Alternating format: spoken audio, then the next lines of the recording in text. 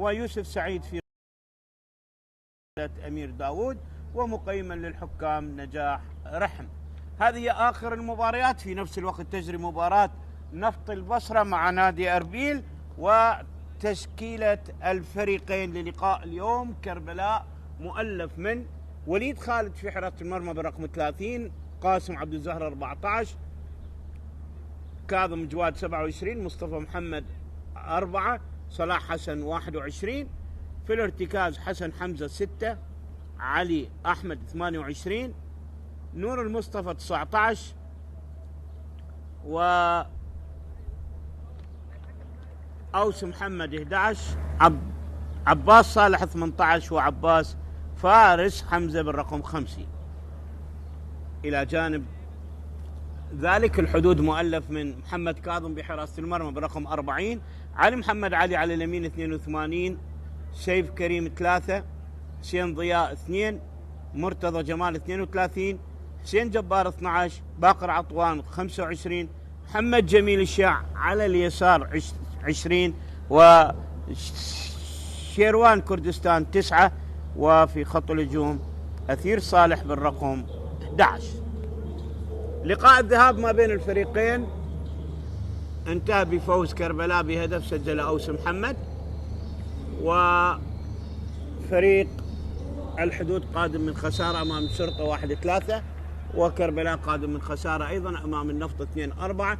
تنطلق أحداث شوط المباراة الأول: الحدود بزي الأزرق على يمين الشاشة، وكربلاء بالزي التقليدي الأخضر على يسار الشاشة. هذه المباراة يضيفها ملعب الزوراء مثل ما ذكرت.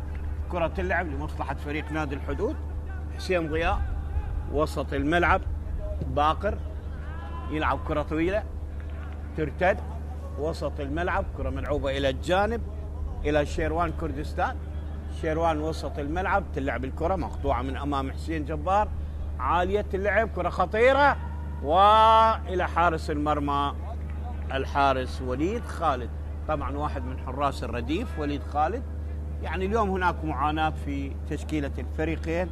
فريق الحدود على الدكة فقط صقر عجيل حارس المرمى، والظهير رضا جاسم، بينما في تشكيلة الحدود اليوم أضاف عدد من اللاعبين، لكن عنده غيابات أكثر من 12 لاعبا اللي هم المحترفين، إلى جانب حسين طالب، مشتاق طالب، عبد الله حسن، عبد العباس اياد، اوتارا، كريم بن عريف، متواجد ايضا اليمني احمد محمد الوجي.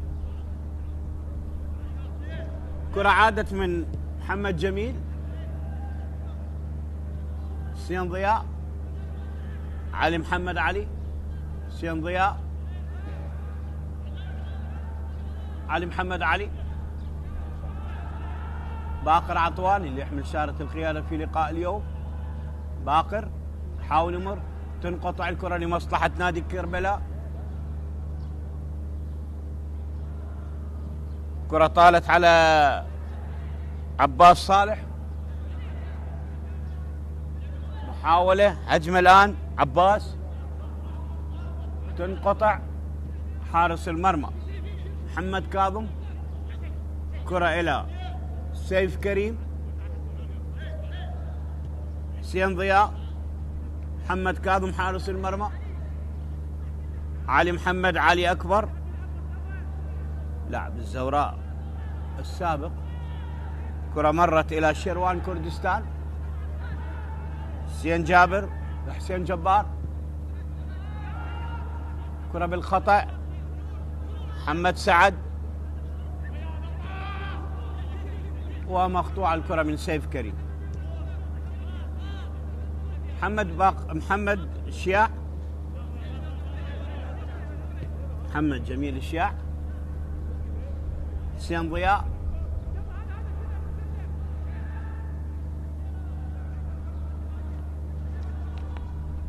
باقر، أوس يبعد الكرة، سيف، كرة لأثير صالح، عادت من جديد، سيف كريم، ضياء، حسين ضياء،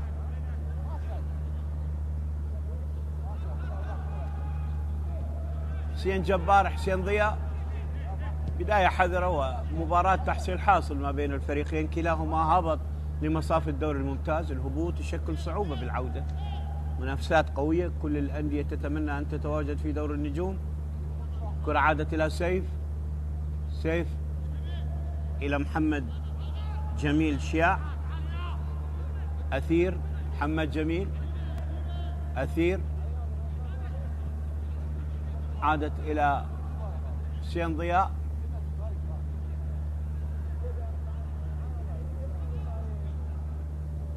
أثير، كرة مقطوعة، مصطفى محمد، محاولة وكرة أبعدت من علي محمد علي أكبر إلى رمية جانبية لمصلحة نادي كربلاء. 4 دقائق من عمر المباراة.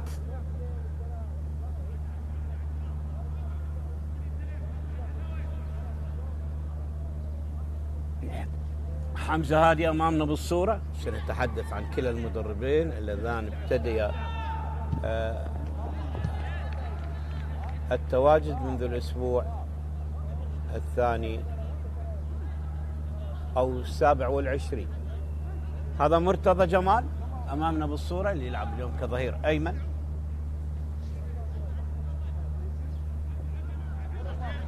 سيف، مرتضى طويل الكرة، يلعب قلب دفاع مرتضى جمال إلى جانب حسين، والسيف إلى جهة اليسار، وعلي محمد إلى جهة اليمين. سيف إلى محمد جميل، أثير بالمنتصف، علي محمد، شيروان كردستان حاول يتعدى لاعب وخطأ لمصلحة نادي الحدود. طبعا أحمد عسكر اللي يقود هذه المباراة، هذه المباراة التاسعة له، 50 بطاقة صفراء 7 حمراء وركلة جزاء واحدة من أحد القرمة أهدرها ويندرسون أمام النفط. هذا خطأ، كرة أخطر من الزاوية لمصلحة الحدود.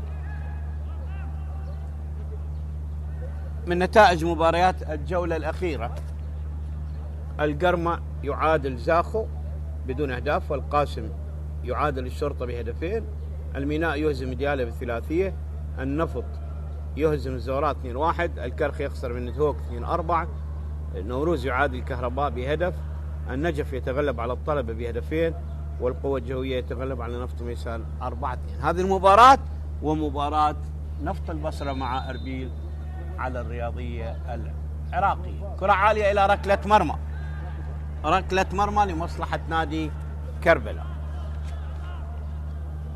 طبعا كربلاء بالمرحلة الثانية بالمركز 18 والحدود بالمركز 19.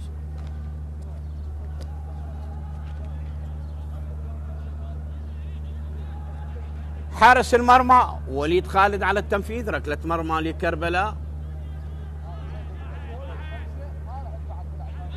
صعب أن تودع دور الكبار وتذهب لتقاتل من أجل العودة، والعودة قد تكون صعبة جدا في مشوار الفريقين، مثل ما شفنا المنافسة الكبيرة اللي حثت هذا الموسم. نفط الوسط اللي هبط إلى درجة أدنى، أمانة بغداد أيضا في وضع حرج عند مباراة أمام الجولان، ثم مباراة أخرى أمام نفط البصرة إذا ما اجتاز الجولان. أثير، سيف، أثير، مرتضى جمال، علي محمد، شيروان،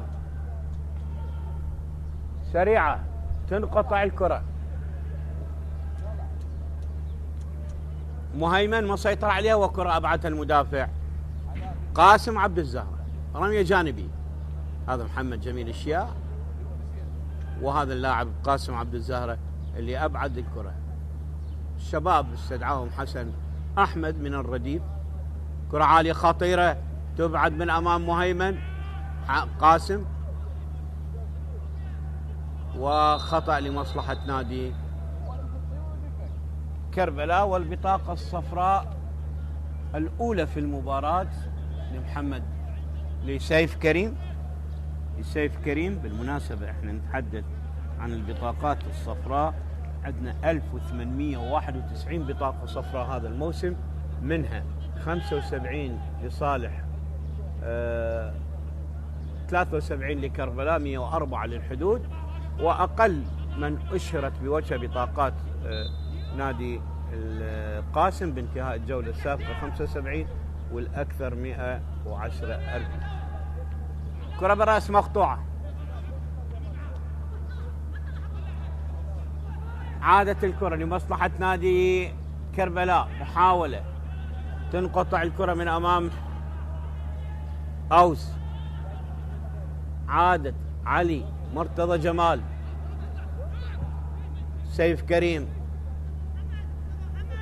محمد جميل،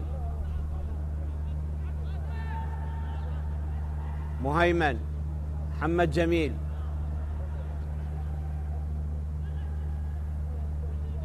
أثير، محمد جميل حاول كرة خطيرة يتخلص من لاعب، والثاني وتسديده وترتد الكرة وضاعت من ضاعت على فريق نادي الحدود. وبالمرة الثانية يكملها مهيمن ويسجل أول أهداف المباراة بالدقيقة 10 من عمر اللقاء.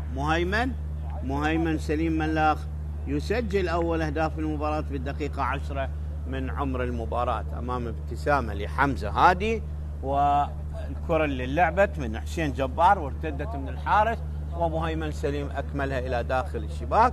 طبعا حمزة قاد الفريق في 11 مباراة، هذه عادة، والكرة اللي سددت وحسين جبار، ومهيمن أكملها إلى داخل الشباك ليحرز أول الأهداف. شوف محمد الشاع سدد وارتدت الكرة، ومهيمن يضع الكرة إلى داخل الشباك ليحرز أول الأهداف. ومهيمن سجل في شباك الكرخ، واليوم يسجل في شباك كربلاء.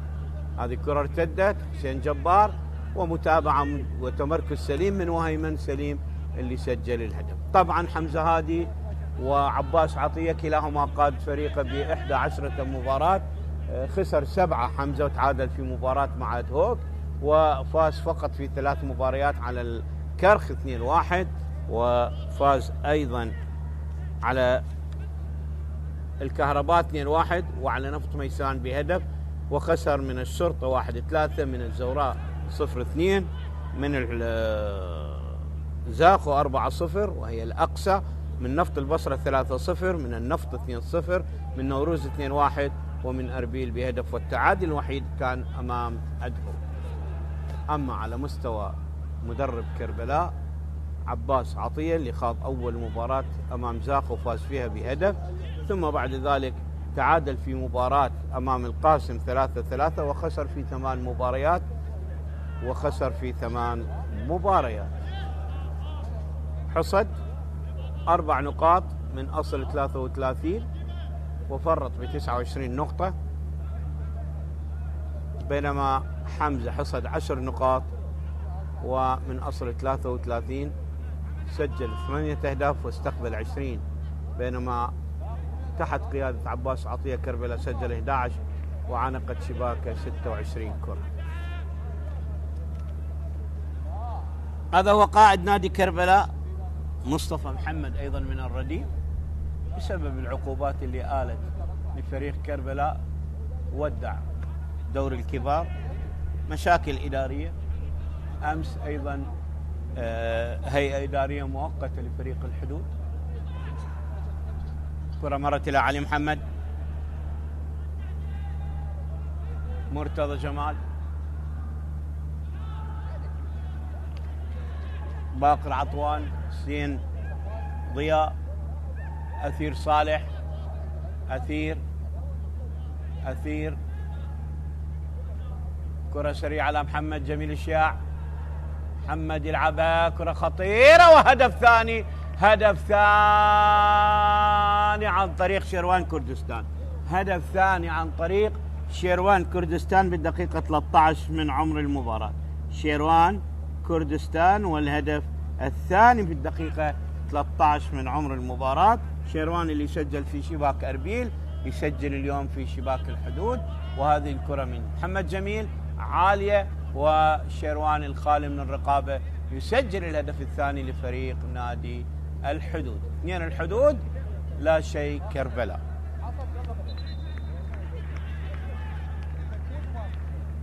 كرتين هدفين صنعهم محمد جميل الشاع. هذه الكرة مرة أخرى وشيروان بشكل مستريح يضعها إلى داخل الشباك. 2 الحدود لا شيء كربلاء. كرة طويلة ملعوبة بالرأس تبعد من مرتضى جمال، حسين ضياء، علي محمد، باقر عطوان، باقر سريعة ترتد، كاظم جواد بالخطأ تمر لي بمصلحة كربلاء، حسن حمزة، حسن ترتد من أمامه مرة أخرى، حسن يستحوذ على الكرة، تلعب الكرة إلى نور، حسن أحمد أو حسن حمزة، تقطع الكرة، سيف، حسين ضياء، سيف من جديد، محمد جميل، مرتضى، شيروان كردستان،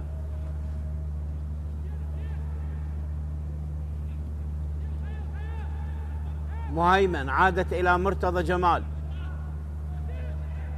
أثير، شيروان، كرة مقطوعة من أمام حسين جبار، تبعد، مرتضى جمال، مرتضى اليوم يلعب كقلب دفاع، باقر عطوان، سيف كريم، أفضل فريق الحدود، أكثر سيطرة وانتشار ومتقدم بهدفين. كرة تنقطع لمصلحة نادي كربلاء، مرت الكرة بالمنتصف إلى نور المصطفى، عادت نور، مصطفى محمد، حسن حمزة، كاظم جواد، حسن حمزة، سريع الكرة، محاولة، أوس، وتسديدة يخلص الحارس محمد كاظم. كرة خطيرة كانت وإلى ركنية لمصلحة كربلاء. كرة خطيرة اللعب أبعدها محمد كاظم إلى ركنية. هذا أوس، 3 أهداف هذا الموسم في شباك الحدود نفط البصرة أربيل. وشوف الكرة اللي لعبت من نور المصطفى أنقذ الحارس محمد كاظم إلى ركنية. ركنية لمصلحة نادي كربلاء، عالية تبعد من الدفاع، علي أحمد، مرة أخرى علي أحمد، عالية الكرة، محمد، مصطفى محمد، طالت إلى أوس، أوس يلعب الكرة، كرة إلى قاسم عبد الزهرة، حسن حمزة، كرة إلى الجانب، ومن علي أحمد إلى الركنية لمصلحة كربلاء.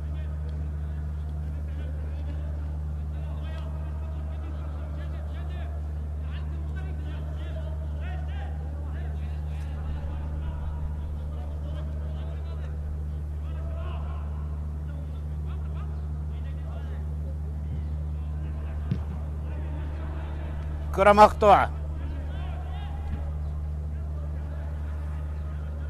رمية جانبية، صاحب الهدف الأول مهيمن سليم ملاخ، هذا حسن حمزة، عندنا عباس فارس أيضا اللي يلعب الكرة السابقة، رمية تماس، جواد، عباس فارس، كرة تنقطع، شيروان يلعبها طويلة، مهيمن سليم، مهيمن أمام صلاح حسن، ترتد الكرة، صلاح أبعد الكرة، تعود لشيروان، علي محمد، باقر عطوان، سيف كريم، سيطرة واضحة مطلقة للحدود. محمد جميل، عثير، سيف، عثير، مرتضى جمال، علي محمد من الجهة البعيدة،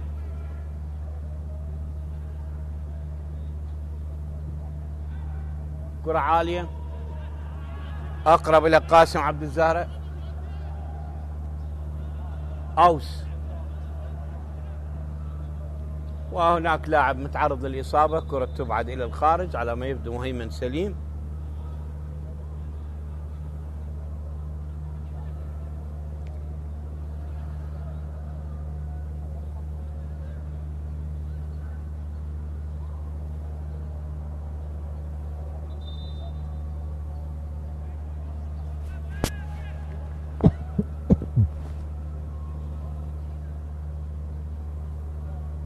بالسلامة لمهيمن.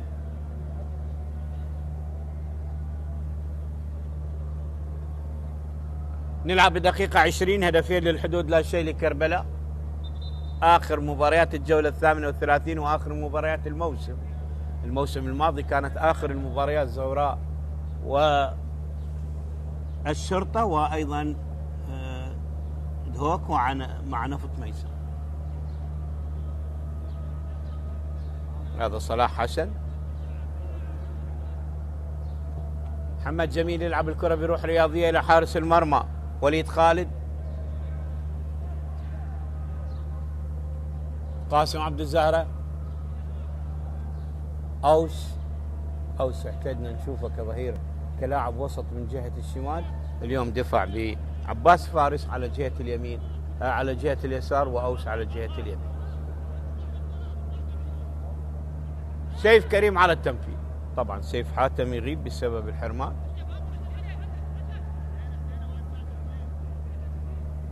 كرة بالرأس مقطوعة من قاسم أو من حسن حمزة إلى رمية جانبية.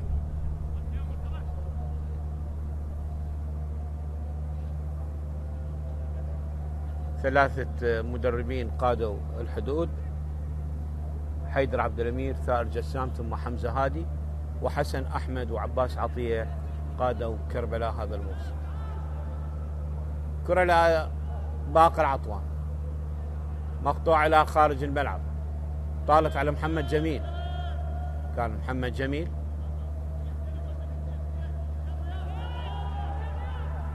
سيف، صلاح حسن، محمد،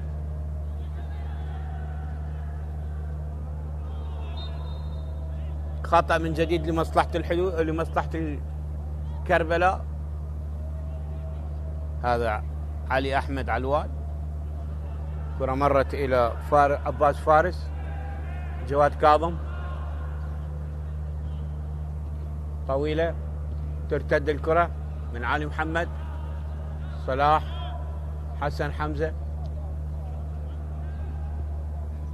كرة تلعب محمد جميل، أثير، باقر عطوان، أثير صالح، سيف كريم. دور انتهى واللاعبين يعني يلعبون بعيد عن الضغط، كلاهما هبط لمصاف الدور الممتاز، وبالتالي يعني حتى بعض اللاعبين يلعبون بمراكز غير مراكزهم بسبب الغيابات، ولاعبين بشكل مستريح هادئ، ماكو شيء يخسروه، مجرد انه كل فريق يفكر ان يخطف 3 نقاط. حارس المرمى محمد كاظم، مرتضى جمال، مرتضى من جديد، محمد كاظم، حسين ضياء، محمد كاظم، مرتضى جمال، حسين جبار، مهيمن، سهلة لوليد خالد حارس المرمى، صلاح حسن، حسن حمزة. كرة سريعة إلى عباس فارس، طالت على عباس إلى رمية جانبية لمصلحة نادي الحدود. مرتضى جمال، حسين ضياء، سيف كريم، أوس، قاسم عبد الزهرة، أوس محمد، بينه وبين سيف، حسين ضياء، باقر عطوان، كرة مقطوعة لمصلحة فريق نادي كربلاء. قاسم عبد الزهرة يلعبها سريعة عباس فارس، وكرة إلى ركنية لمصلحة نادي كربلاء. ركنية لمصلحة نادي كربلاء. عباس فارس يلعبها وعلي محمد، علي أكبر يبعتها. شوف الدخول، هيئة الكرة لعباس فارس، لعبها وترتطم بالمدافع علي محمد علي أكبر إلى ركنية.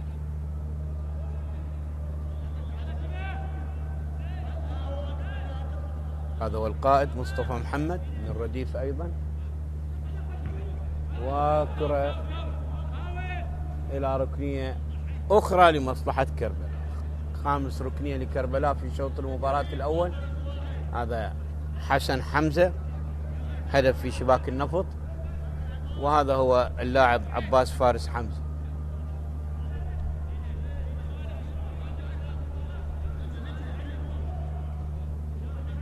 ركنية من جديد لفريق كربلاء على التنفيذ نور المصطفى.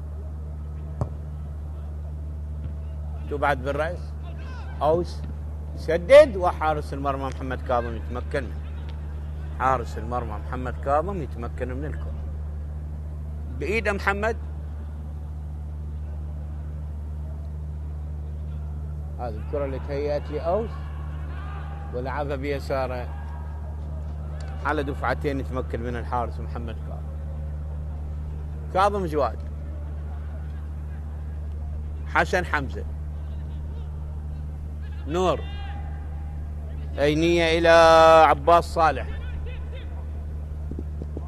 عباس يسيطر على الكرة، تنقطع. أوس، حسن من قاسم، كرة لكاظم جواد. حسن حمزة مقطوعة من أمام حسن، مرة أخرى تعود لحسن. أوس، عباس فارس، قصيرة وترتد. كرة تعود من باقر عطوان إلى محمد جميل، ممكن يهيئ لسيف. أثير يسدد، كرة طايشة برا الملعب إلى ركلة مرمى لكربلاء. ركلة مرمى لنادي كربلاء. حسين جبار يسدد وإلى الخارج.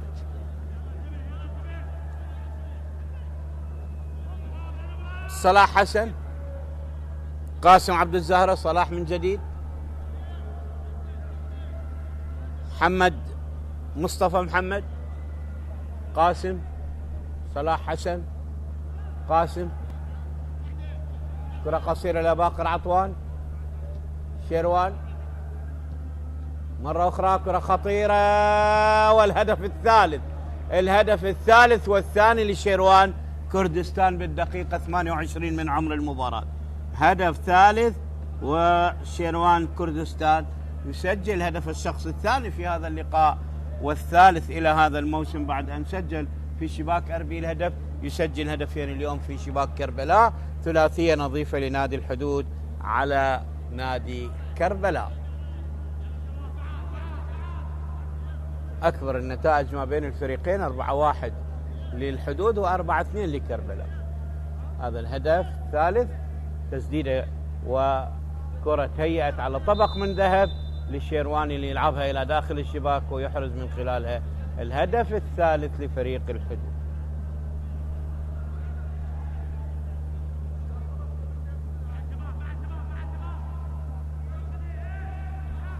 يعني هذه النتائج كان يتمنوها في الدوري تكون إيجابية أكثر، ولكن ضاعت على الفريقين الفرصة وفقد فرصة التواجد في دوري الكبار.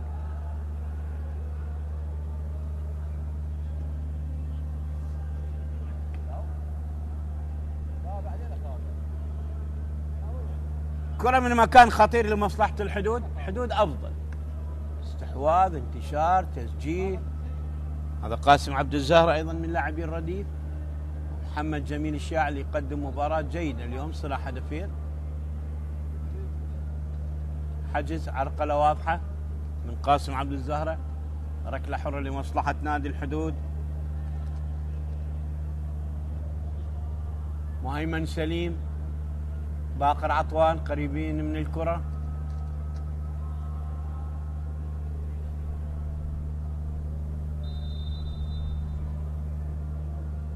أثير صالح على التنفيذ، ترتد الكرة من الجدار وكرة عالية من مرتضى، من باقر عطوان إلى خارج الملعب لركلة مرمى لمصلحة كربلاء. ركلة مرمى لمصلحة كربلاء. هذا باقر عطوان. نصف ساعة من عمر شوط المباراة الأول، 3 أهداف للحدود، لا شيء كربلاء.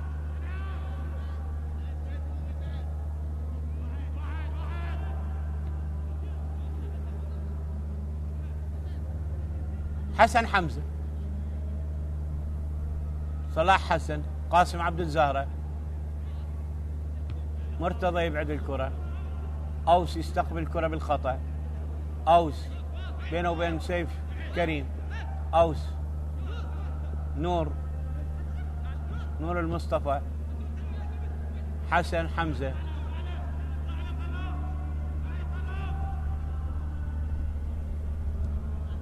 مصطفى محمد،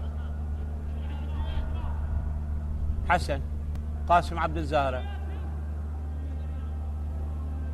لحد الآن كربلاء لم يخطر مرمى الحدود باستثناء كرة أوس. أوس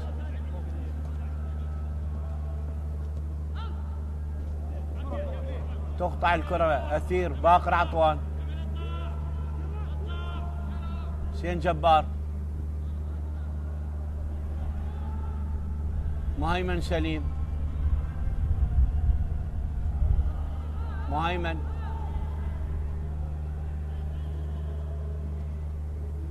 كرة مقطوعة، عباس فارس، حسن حمزة، نور المصطفى،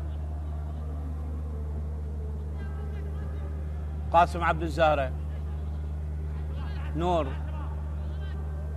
يحاول يمر،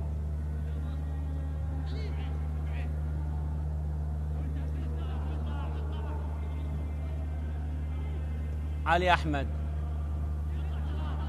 مصطفى محمد، عادت من صلاح حسن إلى أوس، أوس من جديد إلى أوس، مصطفى محمد،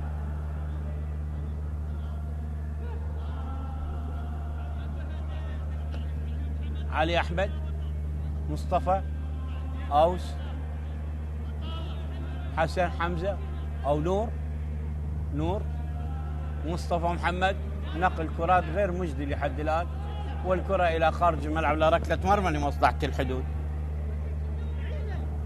نقل كرات غير مجدي للاعبي كربلاء، ركلة مرمى لمصلحة الحدود. مرتضى جمال، باقر عطوان،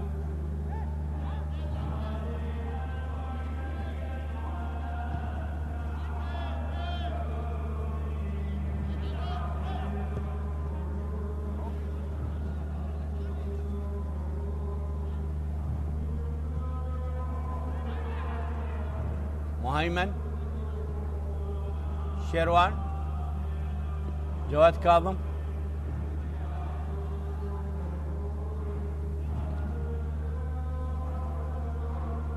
كرة إلى خطأ لمصلحة نادي كربلاء. حسن حمزة،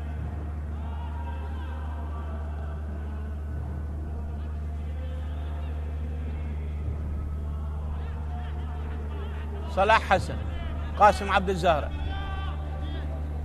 نور المصطفى، كرة بالخطأ مقطوعة لمصلحة نادي الحدود.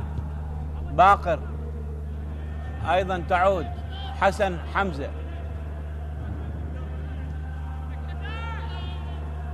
عباس صالح تسديدة إلى الخارج إلى ركلة مرمى لمصلحة نادي الحدود.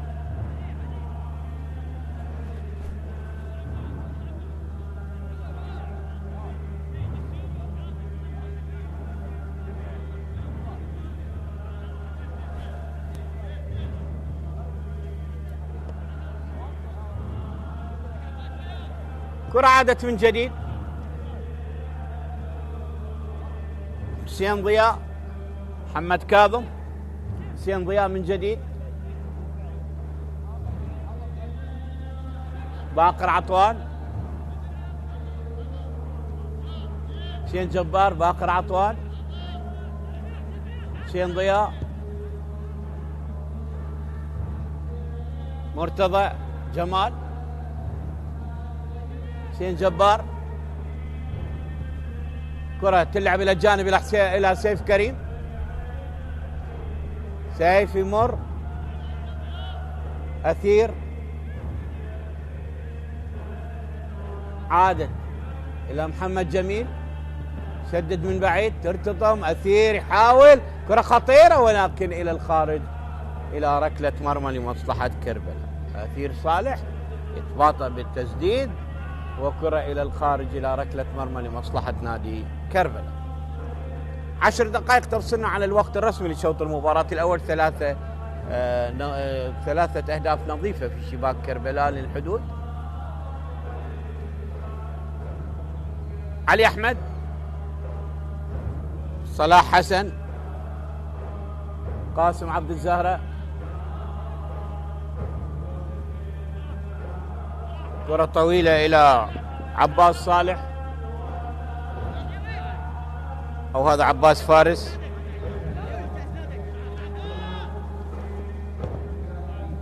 أوس، يمر أوس، سدد وإلى حارس المرمى محمد كاظم. ثاني كرة وثاني تهديد من أوس على مرمى الحدود. مرتضى جمال،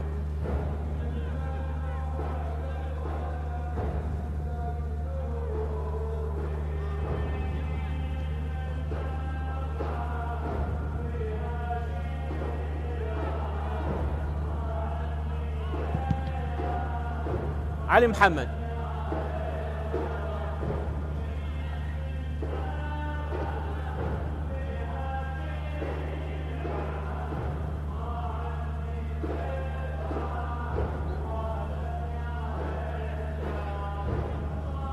حسن، علي محمد،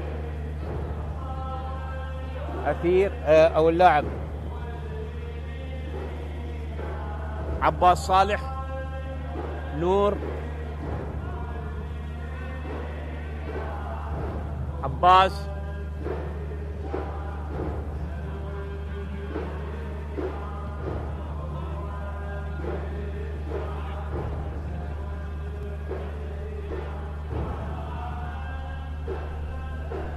محمد جميل، وتصويبه ومرة أخرى والعارضة تنقذ مرمى كربلاء من كرة ومن هدف رابع. خطأ لمصلحة كربلاء، كرة جميلة ملعوبة والعارضة تنقذ مرمى كربلاء من إصابة رابعة. نشوفها بالإعادة، أكيد راح نشوفها بالإعادة. لاحظ أثير لعب الكرة وكرة جميلة لعبها، ومهيمن سليم يرتكب خطأ، وكرة جميلة من أثير صالح ترتد من العارضة. لاعب اللي يمثل نفط البصرة وسجل 4 أهداف في شباك الميناء والجوية والقاسم والكهرباء. نور،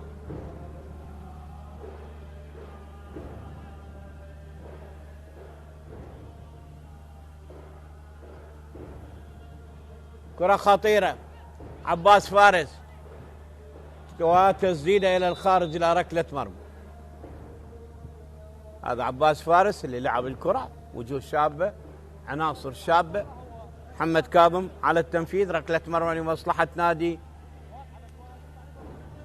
الحدود.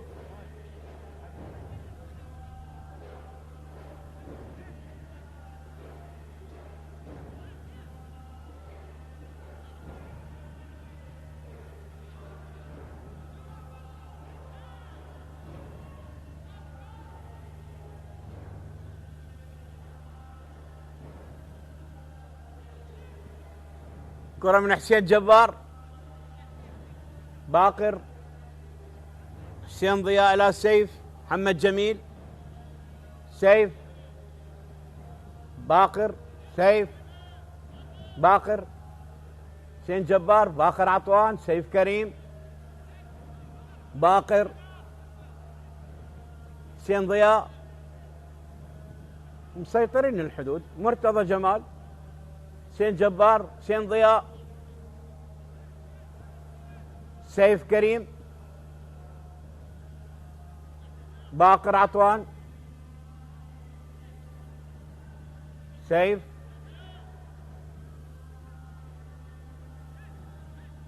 أثير لعبها إلى باقر الآن من جديد، محمد جميل، سيطرة مطلقة واضحة للاعبي الحدود. محمد جميل يحاول، تبعد من قاسم عبد الزهرة، تعود إلى مصطفى محمد، تعود من جديد إلى قاسم عبد الزهرة، قاسم يتخلص إلى مصطفى محمد. شوف مصطفى محمد هو يلعب كقلب دفاع الآن، تشوفه دائما متقدم إلى الأمام. كرة أبعدت من جواد كاظم، نور بالمنتصف، أو هذا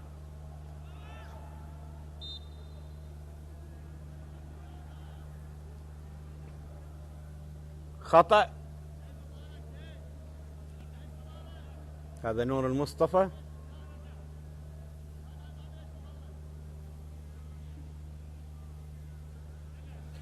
ركلة حرة لمصلحة نادي كربلاء، كرة ترتد من جديد، مصطفى محمد، عباس، أوس،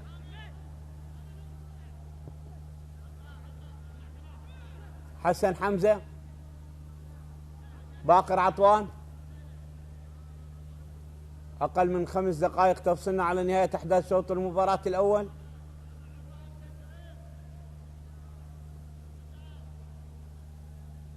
حسن حمزة، صلاح حسن، أوس، خطأ لمصلحة كربلاء من جديد.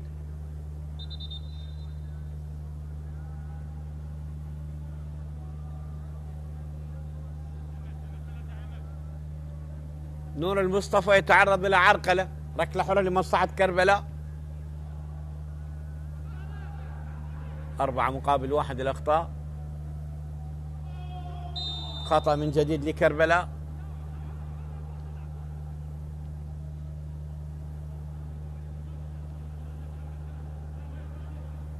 مصطفى محمد يتعرض إلى عرقلة في كل مكان تجد هذا اللاعب المثابر.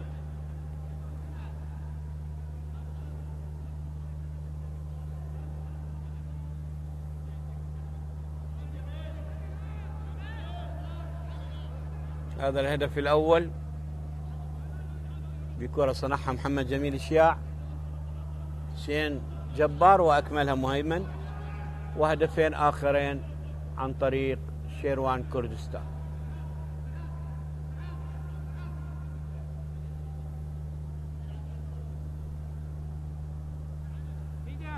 ركلة حرة لمصلحة كربلاء، كرة تبعدهم للدفاع، عباس فارس، حسين جبار، مرت إلى رمية جانبية لمصلحة نادي كربلاء.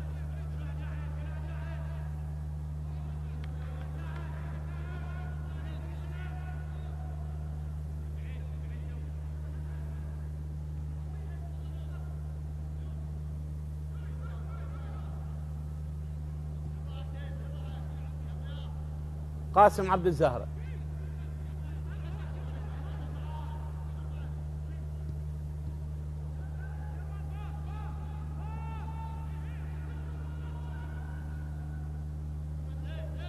شيروان،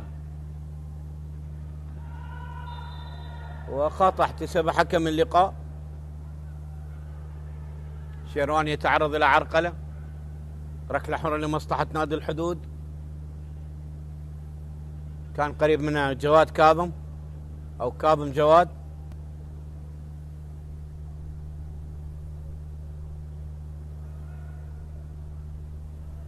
خطأ لمصلحة نادي الحدود.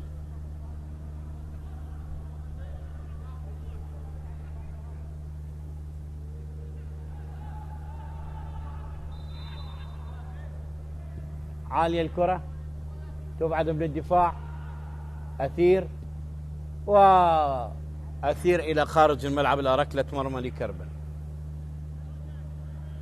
آخر دقيقة من الوقت الرسمي لشوط المباراة الأول. كربلاء يتأخر بثلاثية نظيفة من ضيف الحدود.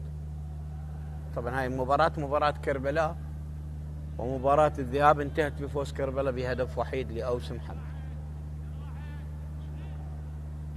بالرأس مقطوعة، قاسم عبد الزهرة شتت كرة طويلة، حسين ضياء، سيف، حسين ضياء، محمد كاظم حارس المرمى، أبعد الكرة بالرأس مقطوعة تعود إلى سيف، محمد جميل بالمنتصف، كرة عادل تنقطع مرة أخرى إلى مصطفى محمد، حسن حمزة، بينية إلى محمد صالح، ترتد الكرة إلى أوس، يتركها إلى رمية جانبية لمصلحة نادي كربلاء. دقيقة واحدة وقت محتسب بدل ضايع، يضيف حكم اللقاء السيد أحمد عسكر.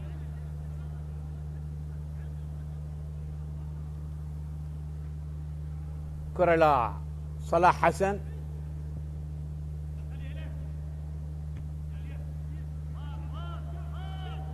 حسين وأيمن وحسين إلى شيروان، شيروان أثير، تبعد الكرة من قاسم عبد الزهرة، حسين جبار، تبعد مرة أخرى علي أحمد،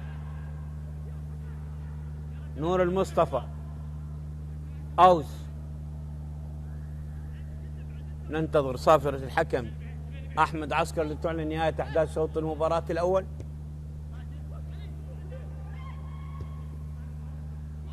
عباس فارس،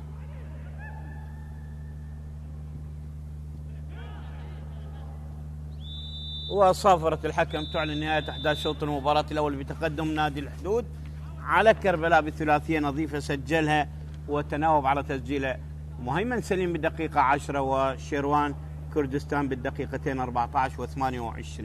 شوط تسيد من خلال الحدود. نأمل أن يرتقي شوط المباراة الثاني إلى مستوى أفضل. نذهب باستراحة قصيرة على أمل أن يتجدد اللقاء معكم مع أحداث شوط المباراة الثاني.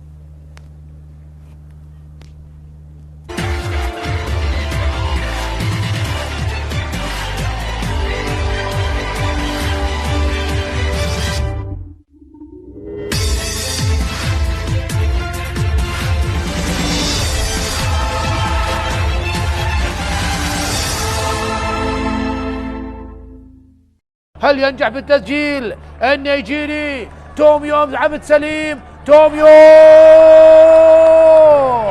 جول!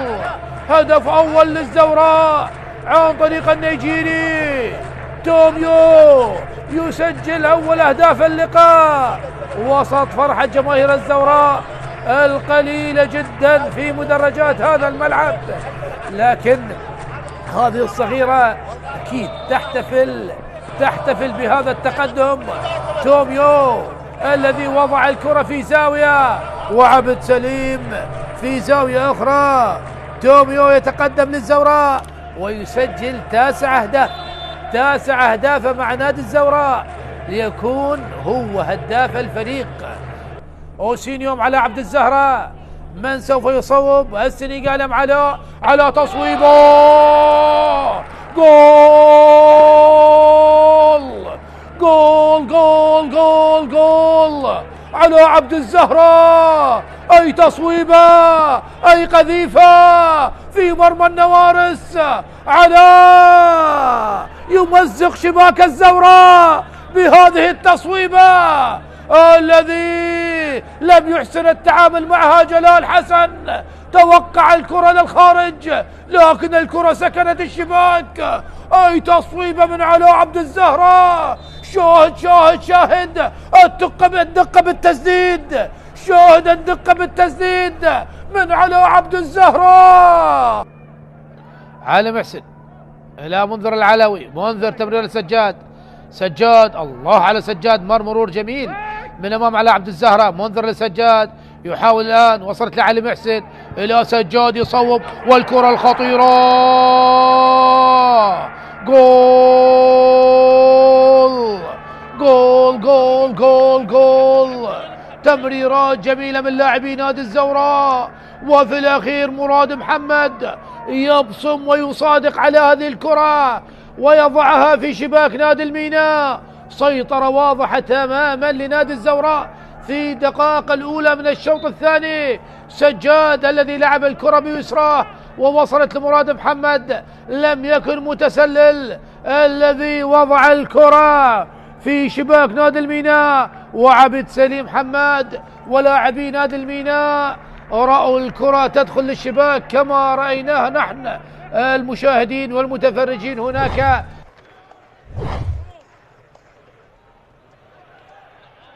تمرير الآن، الله، قيثارة قيثارة قيثارة قيثارة. بسام الرسام عبر الحدود بهدف، عبر الحدود بهدف. والقيثارة طبعا في ليلة التتويج، في ليلة الفرح، في ليلة القبض على الدرع، بسام شاكر، بسام بيسارية شرطاوية برازيلية. الله الله الله الله، لاحظ تونسي إلى عراقي وبسام شاكر. الله يا بسام، الله، عالمي عالمي عالمي، بهدف هدف على طريقة نجم برشلونة يامال. الله، شنو هالجمال، شنو هالجمال يا بسام يا الرسام. الرباعية على التوالي، قيثارة، داود داود داود داود، وجول لداود، محمد داود. ثاني للشرطة، ثاني للقيثارة. قيثارة يا أبطال، دقينا غارة والغيرنا ما يروح الدرع حتى الصدى. الشرطة، الله الله الله، بدأت الأفراح. مناف، يونس، واللقطة الجميلة، لكن شوف الخطأ، شوف الخطأ الكبير. مرتضى جمال، وهدف في غاية الجمال لداود، محمد داود طبعا هدف الرابع، هو موسم الرابع وهذا هدف الرابع. هو سجل طبعا على ديالا والطلبة والنفط. محمد داود بهدف ثاني للشرطة الشوط الثاني من أجل التقليص. عالية الكرة والرأسية، وهدف هدف هدف هدف هدف هدف للحدود يقلص الفارق. رأسية كانت ربما سيف كريم. لاحظ والرأسية وهدف سيف داكوستا لعب الكرة، وسيف كريم. لاحظ بغداد العاصمة، بغداد الحبيبة، بغداد خضراء. هاي المواس، هاي العقيد بهدف جديد، هو البرازيلي لوكاس سانتوس. ثالث للشرطة، ثالث للقيثارة في ليلة التتويج، في ليلة الفرح. ثالث للشرطة عن طريق البرازيلي. الرباعية التاريخية والثلاثية بالنتيجة. شوف هل هناك شيء بهذه اللقطة؟ لا وجود للراية من سوري لبرازيلي اللي يلعب على المرتدات، اللي يبحث عن اي ثغرة، عن اي مساحة. هذه خطيرة والله. الله الله الله، تكمل بهدف، تكمل بهدف. نعم نعم نعم نعم نعم، البرتقالة تثمر من جديد. ديالا فريق لم يأتي ليكمل عدد، بل من أجل البقاء مع الكبار، والبقاء تحقق، لكن الكبرياء مستمر. وأي هدف وأي كرة، أعطينا إياها يا مخرج خلينا نشوف. كان محظوظا اي نعم، لكن هكذا هي كرة القدم، تعطي لمن يعطيها. لم يفقد الامل منذ البداية. شوف التمريرة الذكية، شوف الكنترول، لم يكن بالصورة المثالية، لكن حارس المرمى مجتبى يلعب بالنار. وهنا يتلاعب كما يحلو له، يمر كما يريد، يسجل. نعم هدف اول جميل، هدف اول جميل بالنسبة لديالا. شوف المرور، وشوف التلاعب، وشوف الفينش، وشوف المتابعة. نعم هو علام حيسن يسجل أول أهداف هذه المباراة بالدقيقة 22. شوف هو اللي قدم، هو جعل مدافعون فريق نفط البصرة في دربكة، وهنا حضرت الدربكة وفقد التركيز. اياد عبد فرحان، اياد اللي يغير اللعب. هذا هو زيكي يحاول. الله يا ساتر يا ساتر، اي تصويبه واي هدف.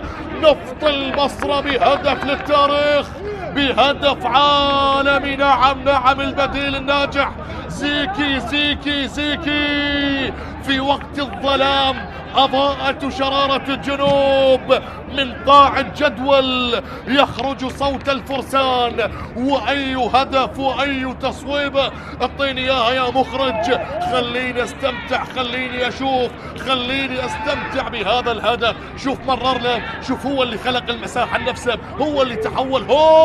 هدف جميل، هدف جميل يا سيكي من ثاني لمسات. علقها بالزاوية 90. وأي تصويبة يا زيكي، بذلك يسجل هدف التعادل بهذه المباراة، وأيضا يسجل ثالث أهدافه هذا الموسم لنفط البصرة. إسماعيل هدف ثاني بالنسبة لنفط البصرة من ركلة الجزاء. التوغولي إسماعيل أورو يسجل ثاني أهداف نفط البصرة و10 أهداف هذا الموسم، ويحتفلون لاعبين نفط البصرة. انقلبت الطاولة، انقلبت الأمور. نعم هدف من الممكن أن يغير الكثير والكثير. وهنا التصويبة اليسارية الجميلة اللي سجل من خلالها إسماعيل أورو اللاعب التوغولي ثاني أهداف نفط البصرة. أي جنون وأي إثارة وأي حماس وأي ندية وأي مفاجآت وأي قصص. هذا هو دور الكبار، هذا هو دور النجوم. وفرصة لهدف التعادل لديالا محمد خالد شفار. نعم هدف التعادل لديالا، هدف التعادل لأبناء مدينة البرتقال. وفي أجواء الصيف الحارة لابد أن تنعش الجسد بالبرتقال، وفي دورينا لا يحلو الموسم إلا بوجود البرتقالي. وهدف التعادل من ركلة الجزاء يسجل محمد خالد شفال، وبذلك يصل لهدف الثاني هذا الموسم وثاني أهداف هذه المباراة. والحارس بزاوية والكرة بزاوية، مباراة فيها 4 أهداف يتقاسمها الفريقين. أي جنون وأي إثارة وأي حماس وأي ندية. هذا هو دور النجوم، دوري نجوم العراق. والدقائق الأولى من أحداث الشوط الأول لحساب الجولة 37 ما قبل الأخيرة. تنفذ أول أهداف المباراة بهدف أول لنادي كربلاء للعميد. يأتي أول أهداف المباراة من كرة ثابتة فعلها حسن حمزة يدون أول أهداف اللقاء لنادي كربلاء. شاهد وضع هذه الكرة وين بعيدة على الحارس جدا بهدف أول لنادي كربلاء بأول أهداف المباراة للعميد الكربلائي من اللاعب حسن حمزة يدون أول أهداف اللقاء بالدقائق الأولى من المباراة بكرة ثابتة أسكنها الشباك في الزاوية البعيدة على الحارس وليد عطية. جاد الله يلعبها وهنا التصويبة هنا الهدف. الله جاء هدف التعادل من سامهين البوركيني يسكنها الشباك ويرفض الاحتفال يعدل نتيجة المباراة لنادي النفط من سامهين يعدل نتيجة المباراة. شاهد هنا التمريرة هنا المرور بالوليد كريم إلى حسام ويأتي سامهين ليضعها في المرمى ويعدل نتيجة المباراة لنادي النفط. يرفض الاحتفال أمام فريق السابق بعد أن عدل نتيجة المباراة. هدف التعادل وهنا تنفذ الكرة عدت ممكن أن يكون الثاني. الله هنا يأتي الهدف الثاني من الجناح الطائر فعلها مشتاق طالب. نعم جماهير كربلاء مشتاقون لأهدافك يا مشتاق. والهدف الثاني لنادي كربلاء بثاني أهداف المباراة بعد هذا المرور هذا الأسيست الجميل. هل كان مشتاق متسلل باللقطة الماضية؟ لا، بل ترك تلك الكرة مصطفى راضي لمشتاق أتى من الخلف. شاهد هناك من خلف المدافع جويل ليسجل الهدف الثاني في المباراة لنادي كربلاء وتصبح نتيجة المباراة بهدفين مقابل هدف حتى الآن لهذه الكرة الثابتة. تلعب من أحمد صبري لستار. ستار لأحمد صبري عدت هنا تحت العرضية وهنا الراسية. جاء الخبر السعيد وعادت بهدف التعادل. حسام جاد الله أجادها. نعم وضعها في الراس من حسام جاد الله خلف يسجل هدف التعادل يجيدها ونعم ويسكنها في شباك كربلاء بهدف ثاني لنادي النفط وهدف العودة هدف التعادل من حسام جاد الله. هنا العرضية من أحمد صبري إلى حسام ليسجل هدف بالراس بطريقة جميلة ليعلن عن خامس أهداف هذا الموسم.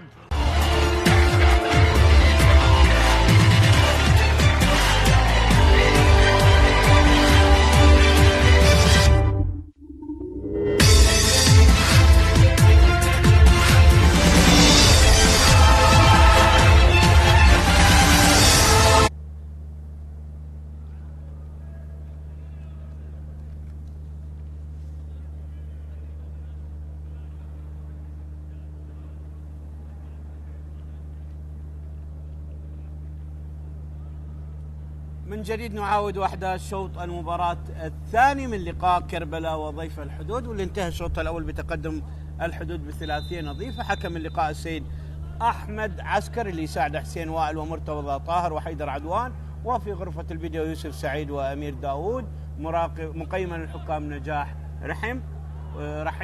وتغيير أول مصطفى راضي يدخل في تشكيلة فريق نادي كربلاء. هذا اللي أمامنا مصطفى راضي يدخل أول تغيير في ملعب المباراة. مصطفى يدخل بدلا من مصطفى محمد.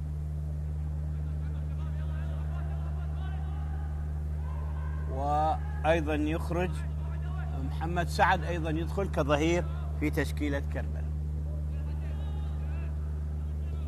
كرة تلعب وسط الملعب سريع على مصطفى، كرة خطيرة لكربلاء مرة أخرى محاولة وكرة إلى خارج الملعب وراية تسلل ركلة حرة غير مباشرة لمصلحة نادي الحدود.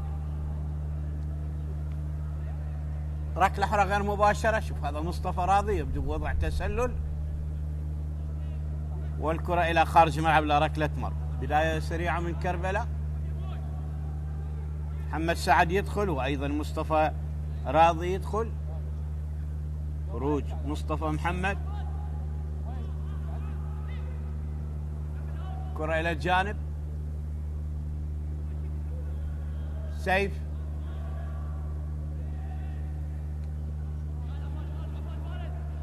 مرتضى. علي محمد. مرتضى جمال. علي. مثل ما ذكرت في قائمة المباراة صقر عجيل مع رضا جاسم فقط على دكة احتياط الحدود. محمد طارق. محمد كابو. مرتضى جمال.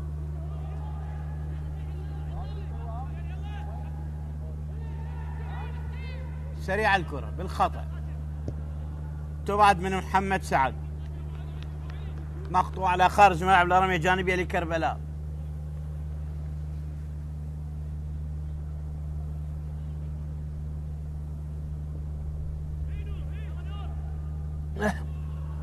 من جديد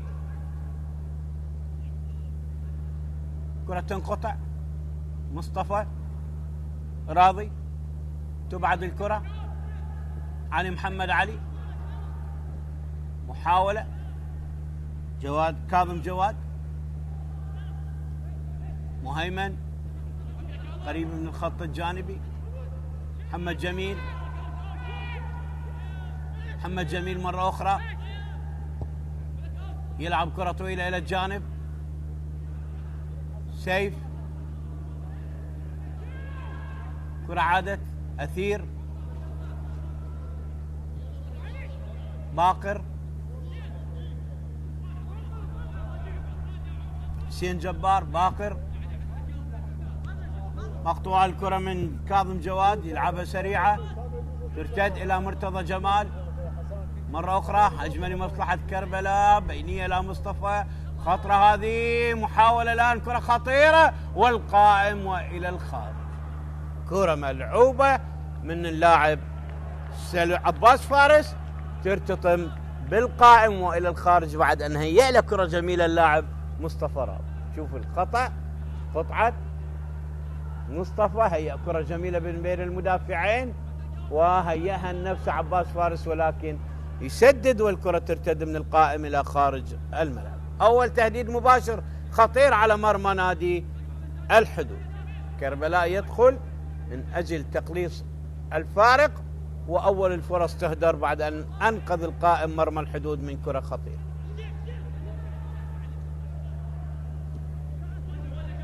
كرة للشيروان. حسين جبار، قصيرة مقطوعة. محمد سعد، تعود من جديد. هناك خطأ لمصلحة نادي كربلاء.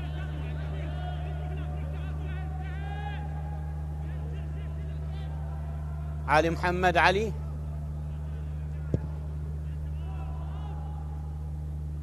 كرة بالرأس مقطوعة من سيف. محمد كاظم، مرتضى جمال،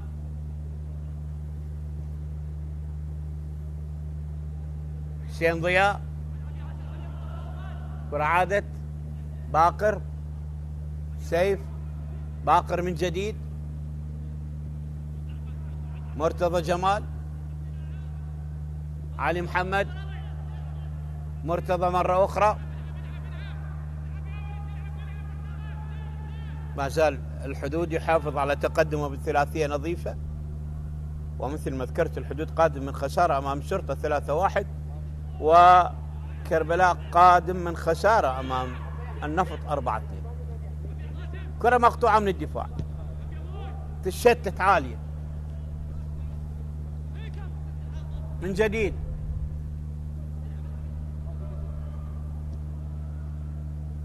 قاسم عبد الزهراء يلعب كرة سريعة وتسديدة سهلة إلى حارس المرمى محمد كاظم. مرتضى جمال، مرة أخرى كرة اللاعب عباس فارس، سهلة للحارس، مقطوعة. كربلاء أفضل في الدقائق الستة الماضية. مصطفى راضي يحاول، كرة أبعدت، تعود من جديد، كرة خطيرة وإلى الخارج. كرة من عباس صالح إلى الخارج، أو من نور المصطفى إلى الخارج.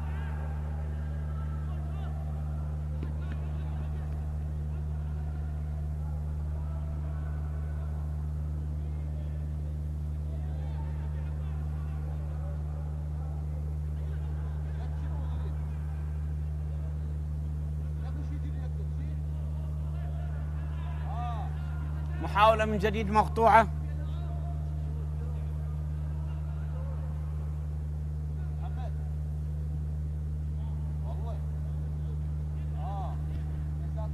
سيف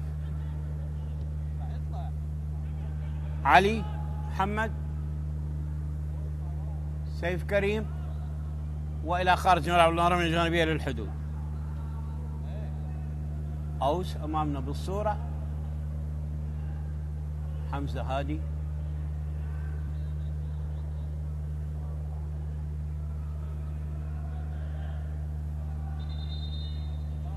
حكم يعيد اللاعب إلى الخلف من مكان خروج الكرة. سيف كريم على التنفيذ، باقر، سيف من جديد، نور، علي أحمد، محمد سعد،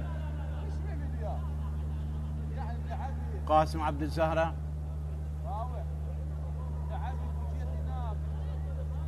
محمد فارس،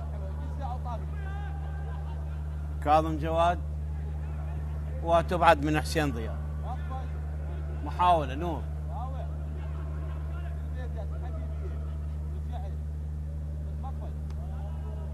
مرة أخرى لمصلحة كربلاء. أثير، ترتد الكرة، كاظم جواد،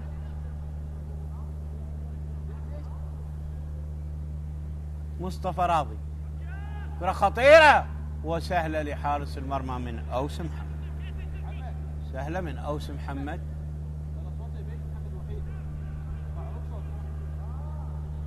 كرة للجانب، تلعب طويلة، رمية جانبية لمصلحة نادي كربلاء. صلاح حسن، وليد خالد، مرتضى، باقر عطوان،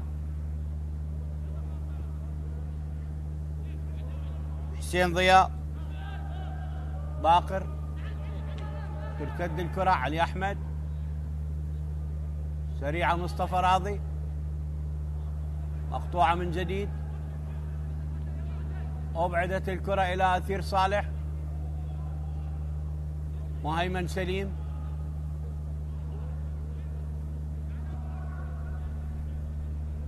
باق، كرة من جديد سيف، محمد كاظم حارس المرمى، مرتضى جمال،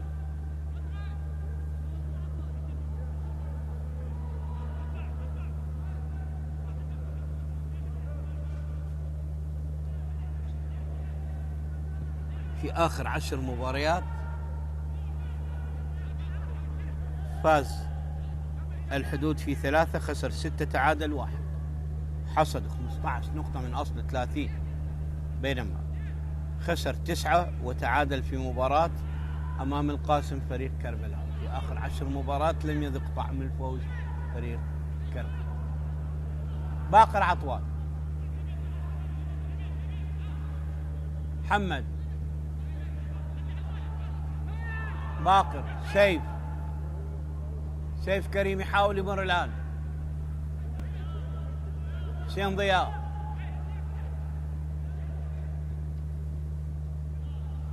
مهيمن سليم، كرة ترتد خطيرة، شيروان، ولكن يبحث عن الهاتريك.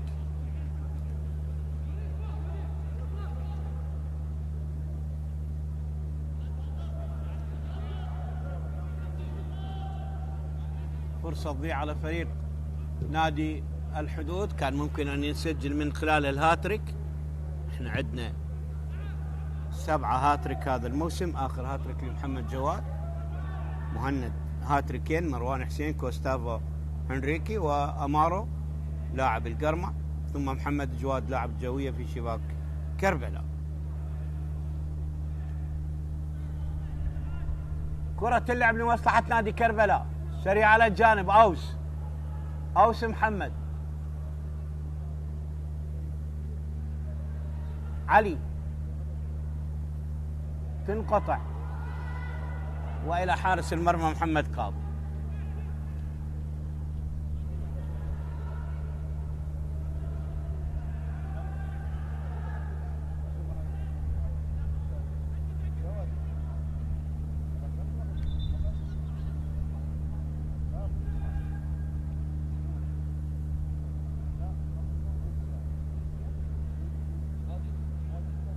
نور المصطفى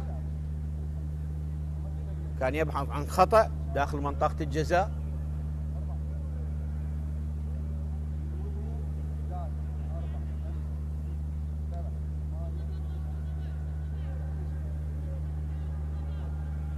كرة عادت إلى مرتضى جمال، علي محمد، حسين جبار، مرتضى، محمد كاظم حارس المرمى، حسين ضياء،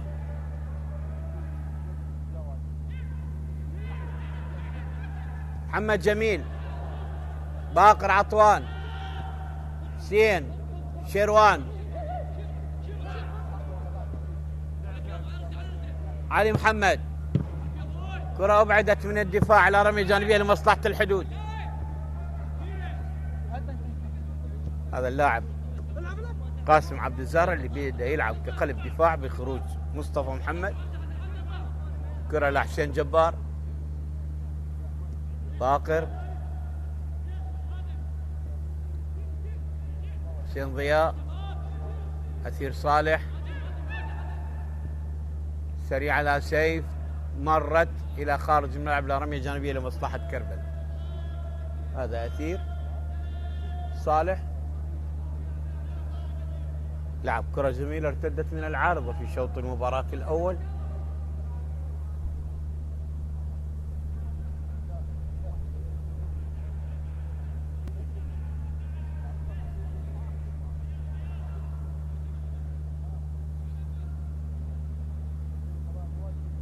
محمد سعيد أو محمد سعد، صلاح حسن، وليد خالد، كرة مقطوعة، أثير، محمد جميل،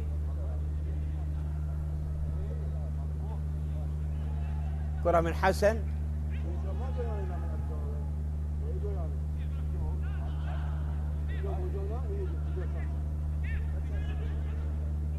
شوط المباراة الأول من اللقاء. كرة خطيرة، ومرة أخرى شيروان يهدر فرصة تسجيل الهاتريك. مرة أخرى شيروان يهدر فرصة تسجيل الهاتريك. شوفوا الكرة استغلها لكن نفذها ومرت بمحاذاة القائم وينقذ مرمى كربلاء من كرة خطيرة. شيروان في الثالثة ثابتة، ممكن أن يسجل الهاتريك في لقاء اليوم. وكرتين متعاقبتين أهدرهما شيروان كردستان. كرة لمصلحة نادي الحدود، حسين جبار، مرتضى جمال، حسين جبار مرة أخرى،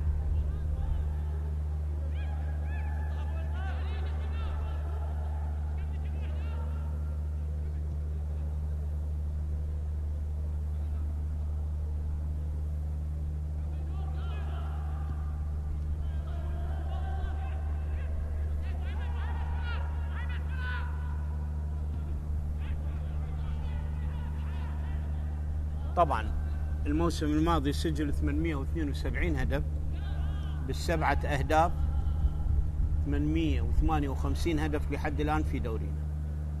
858 هدف لحد الآن في دورينا. الموسم الماضي أفضل 872، 416 هدف هذا الموسم بالمرحلة الأولى سجل.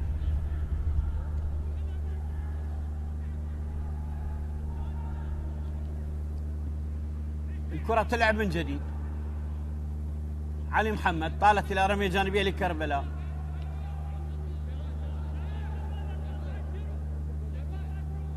محمد جميل الشياع اللي صنع هدفين. كاظم جواد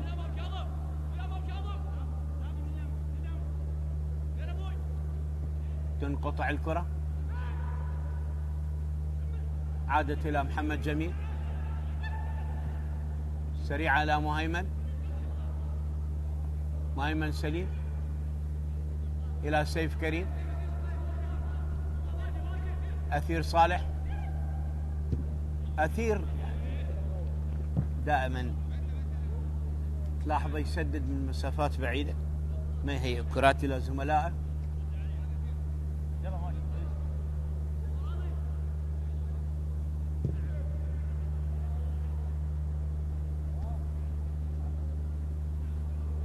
عادت الكرة.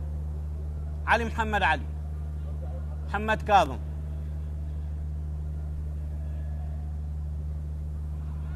مرتضى،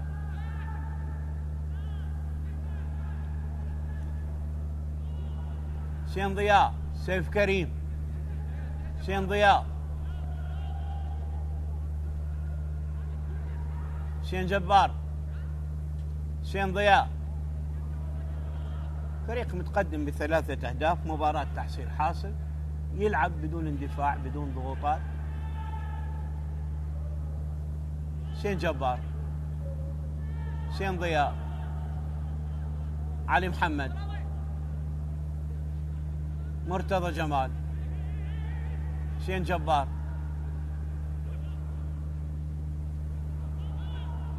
باقر عطوان،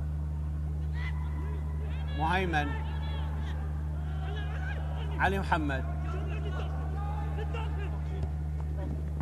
شيروان كردستان، شيروان مرة أخرى، وبالرأس من أثير إلى خارج الملعب لركلة مرمى لنادي كربلاء. ركلة مرمى لمصلحة نادي كربلاء.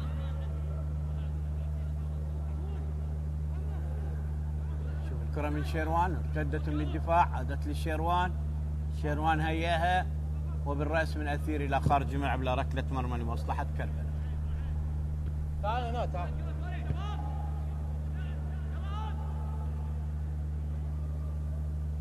12 مقابل 12. مصطفى راضي سدد وحارس المرمى يرد الكرة مرة أخرى. عباس فارس عادت إلى أوس والكرة مقطوعة من الدفاع. برافو من سيف كريم.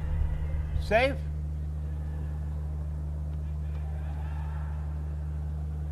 أثير، سيف مرة أخرى، محمد جميل، باقر،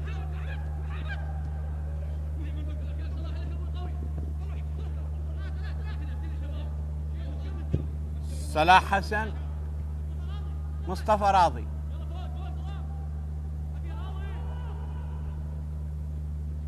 كرة مقطوعة، حسين جبار،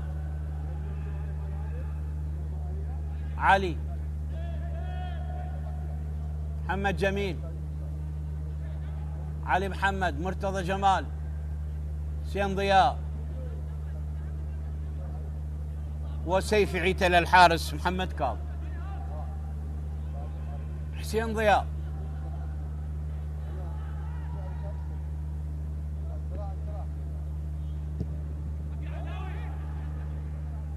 علي أحمد إلى مصطفى راضي، كرة إلى أوس، مقطوعة من جديد أوس، تسديدة من أوس إلى خارج الملعب إلى ركلة مرمى لمصلحة الحد. وضع الفريقين، إشكالية الهبوط، مباراة تحصيل حاصل، لذلك تشوف انه اداء الفريقين واضح. يعني هذه المواجهات، يعني 14 مواجهة أخيرة ما بين الفريقين، 3 للحدود، 4 لكربلاء و7 لكربلاء و4 بالتعادل. أكبر فوز 4-2 لكربلاء موسم 22-23، 4-1 للحدود موسم 17-18. آخر 7 مواجهات بين الفريقين، 4 كربلاء، 2 للحدود و2 تعادل.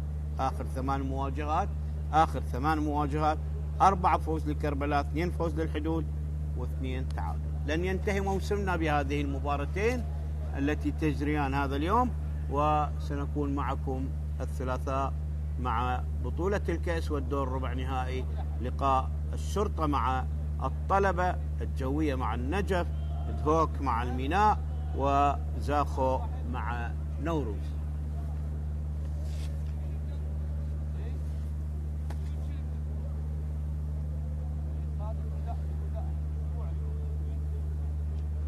نور المصطفى يشكو من إصابة برا الملعب، يتلقى العلاج، ومثل ما ذكرت أن تهبط مستوى أدنى صعب. وحمزة اللي يتابع هذا الفوز الرابع تحت قيادته، مثل ما ذكرت في 11 مباراة حمزة فاز في 3، تعادل في 1 وخسر في 7، وهذا الفوز الرابع له. مرتضى جمال، مهيمن، أثير،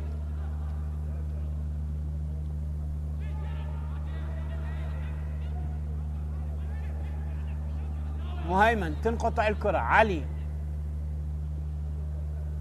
ترتاج سريع على مصطفى، مرتضى جمال أقرب للكرة يتخلص من لاعب، أثير صالح،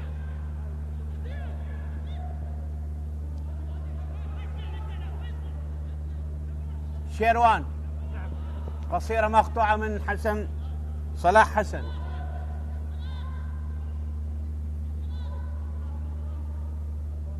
محمد سعد تنقطع إلى رمية جانبية لمصلحة نادي الحدود. تبادل مراكز ما بين شيروان وبين محمد جميل، نتيجة على حالة ثلاثية نظيفة للحدود. هذا محمد سعد اللي دخل في شوط المباراة الثاني. أثير، علي محمد، علي محمد جميل، علي مرة أخرى، مرتضى جمال،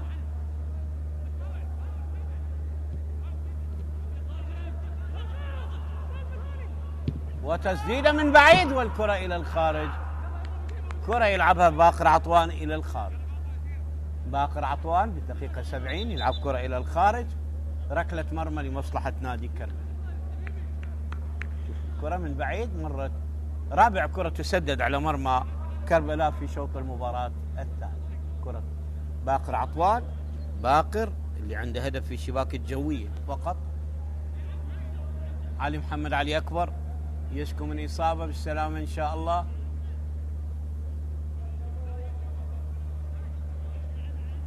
هناك رضا رضا جاسم هو البديل كظهير أيمن، رضا جاسم مع الحارس صقر عجيب.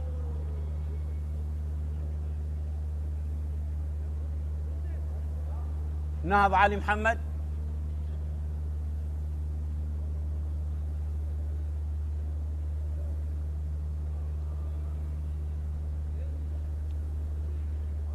نور المصطفى يتلقى العلاج. هل سيكمل علي؟ توجيهات من حمزة.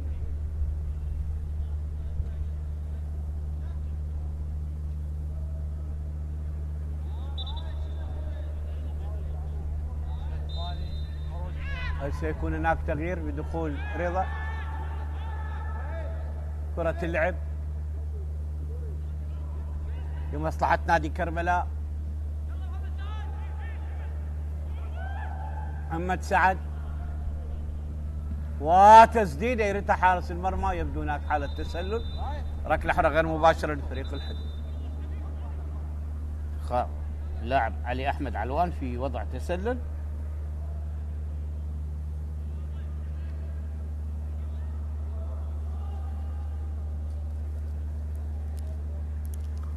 فريق الحدود بالمرحلة الثانية خاض 18 مباراة، فاز في 4، تعادل في 1، خسر في 11 مباراة. أول مواسمه كان موسم 2008-2009، 13 موسم أمضاها في دوري الكبار.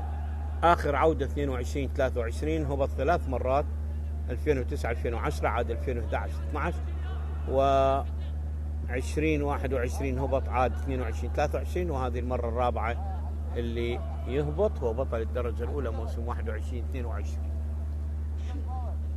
كربلاء بالموسم 24 في دوري الكبار، أول مواسمه كان 92-93، موسم 94-95 هبط، عاد موسم 99-2000، هبط موسم 2000-2001، عاد 2003-2004، هبط موسم 2017 و18، عاد 22-23، وهذه المرة الرابعة التي كلا الفريقين يهبط للمرة الرابعة في تاريخ.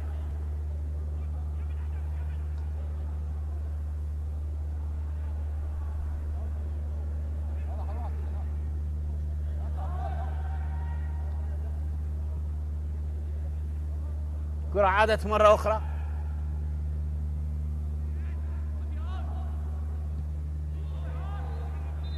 خطأ لمصلحة نادي كربلاء، بطاقة صفراء لمحمد جميل الشياع.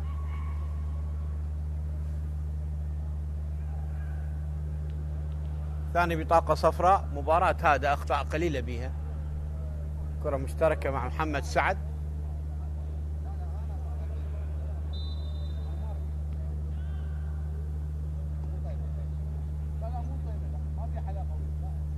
حسن حمزة يلعب الكرة،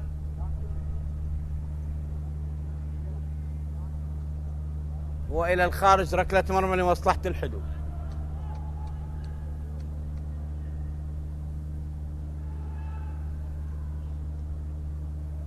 هذا صلاح حسن اللي حمل شارة القيادة بخروج مصطفى محمد.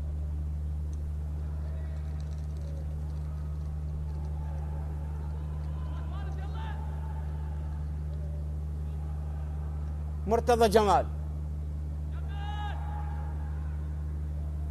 حسين جبار، مرتضى، حسين، مرتضى،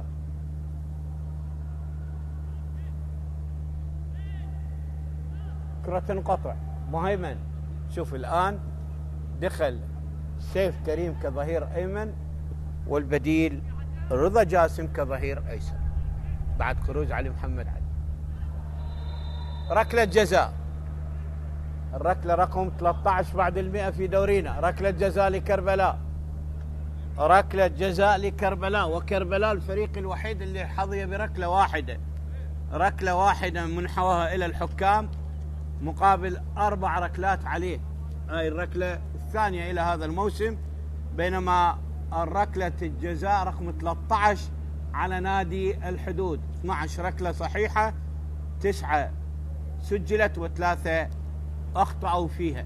3 ركلات جزاء، أحمد فرحان، مروان حسين، أوباري أخطأوا التسجيل في مرمى الحدود، و9 سجلت، وهذه الركلة رقم 13 على الحدود هذا الموسم، والثانية لفريق نادي كربلاء.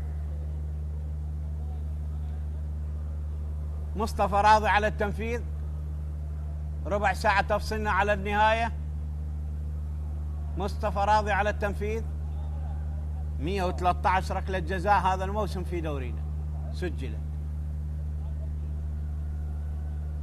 هذه الركلة 113، 112 ركلة سابقة، هذه الركلة 113 قدام، ويسجل الركلة 113 هذا الموسم، طبعا باستثناء الركلات الغير مسجلة. 113 ركلة جزاء وجول، هدف لكربلاء عن طريق مصطفى راضي. مصطفى راضي يسجل هدف التقليص الأول من ركلة جزاء بالدقيقة 75 أو 76 من عمر المباراة. 3-1 الآن. مصطفى راضي يلعبها بذكاء بيساره على يسار الحارس محمد كاظم، ويسجل الهدف الأول لنادي كربلاء. كربلاء نوعا ما أفضل في شوط المباراة الثاني، الحدود اطمئن عن النتيجة بتسجيل 3 أهداف في شوط المباراة الأول. حسن حمزة، مصطفى راضي، تنقطع الكرة، مرتضى جمال، سيف، مرتضى بالرأس مقطوعة، وكرة أبعدها وخطيرة بكرة مقصية خلفية من اللاعب علي أحمد علوان، تمر إلى ركنية لمصلحة كربلاء. ركنية لمصلحة كربلاء، بدأ ينشط كربلاء وفي محاولة لتقليص الفارق. هذه الكرة جميلة من علي، مرت أنقذ الحارس إلى ركنية. ركنية لمصلحة نادي كربلاء، تلعب الكرة تبعد من محمد جميل،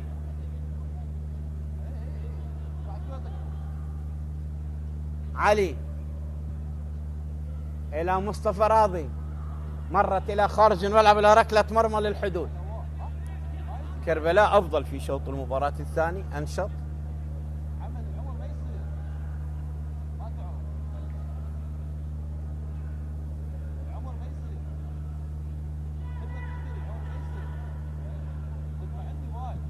حسين ضياء يلعب كرة طويلة، صلاح حسن، مرتضى جمال يتركها إلى محمد كاظم حارس المرمى.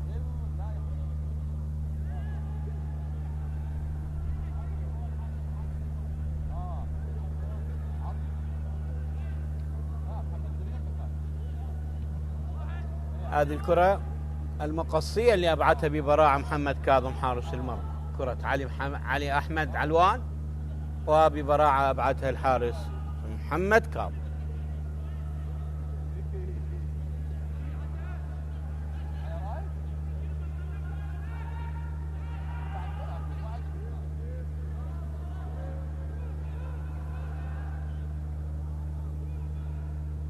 تلعب الكرة علي،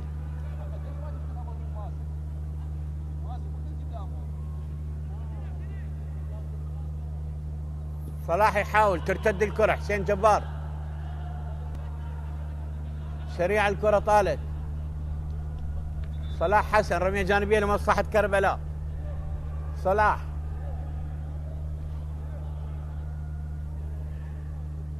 لاعب يشكو من إصابة من لاعبي نادي كربلاء.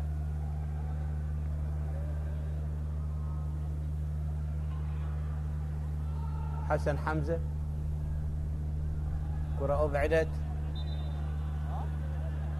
هذه اللقطات في الإعادة. حسن حمزة أمامنا بالصورة إلى محمد كاظم حارس المرمى.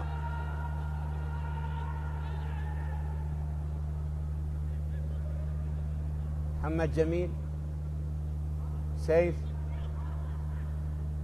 مرتضى جمال، باقر، سيف، أثير صلاح أو أثير صالح،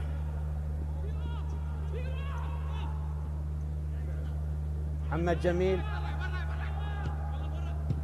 وتسديدة بالقائم، ومرة أخرى مهيمن سليم يهدر فرصة ثمينة للتسجيل. كرة تعلو العارضة إلى ركلة مرمى. كرة لعبت من حسين جبار، ترتد من القائم، وشوفها بالإعادة. حسين جبار على الطاير بالقائم، ترتد الكرة، مهيمن وإلى الخارج.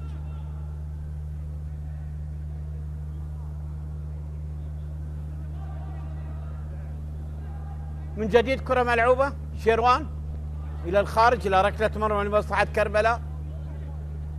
آخر 10 دقائق من عمر المواجهة. 3 الحدود 1 كربلاء.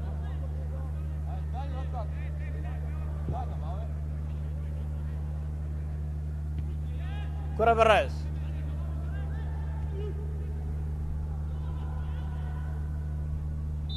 خطأ لمصلحة نادي كربلاء.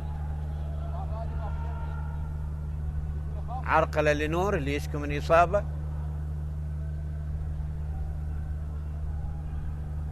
مرتضى جمال امامنا بالصوره. عرقله من رضا جاسم اللاعب البديل اللي دخل بدل من علي محمد. مرتضى جمال، وخطأ لمصلحة نادي الحدود. عرقله لحسين ضياء وركله لمصلحة نادي الحدود من عباس فارس. هذا وحسين ضياء امامنا بالصورة.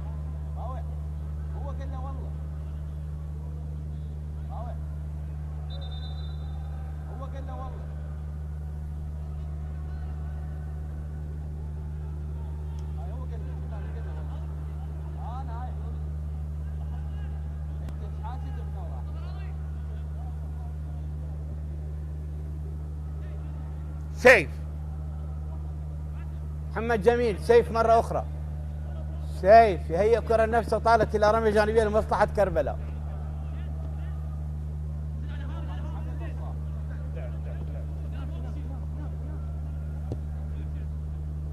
هذه كرة تهيئت واللي ارتدت من حسين جبار من القائم، واللي لعبها مهيمن إلى الخارج. هذه من زاوية أخرى. 5 كرات هدد من خلالها مرمى كربلاء، ومهيمن اعتقد مهيمن كان في وضع تسلل. كرة الآن ملعوبة، ترتد الكرة من صلاح، تذهب من حسن حمزة، علي،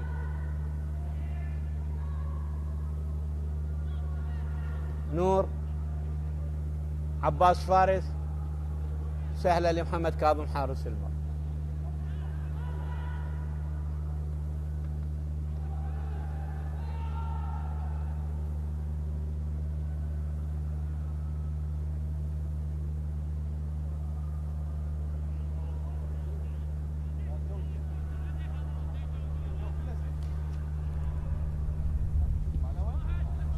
تلعب الكرة محمد سعد، صلاح حسن،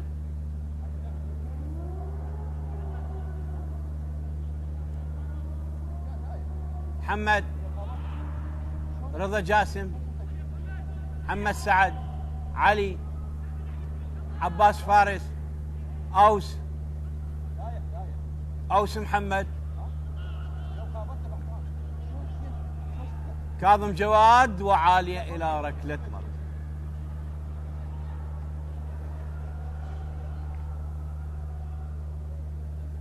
الموسم الماضي حرم نادي الميناء في المرحلة الأولى من زج محترفين، وصمد بوجود حسن أحمد وبقي في دور الكبار، لكن هذا الموسم كربلاء اللي حرم من إضافة محترفين في المرحلتين، في الأولى والثانية، وأخطاء إدارية تضع كربلاء في دوري الممتاز، يتذيل الترتيب ويفقد فرصة التواجد في دوري نجوم العراق. مرحبا بناديا الموصل والغراف، وننتظر من سيكون ثالثا، هل سيبقى نفط البصرة أم سيكون كلام بالأمانة أو الجولة.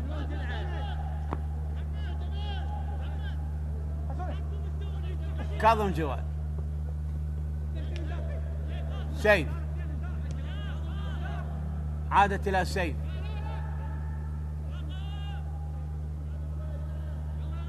سيف مرة أخرى، محمد جميل، محمد، كرة خطيرة ترتد من الدفاع، كاظم جواد يبعدها، مصطفى راضي، أوس من الجهة البعيدة،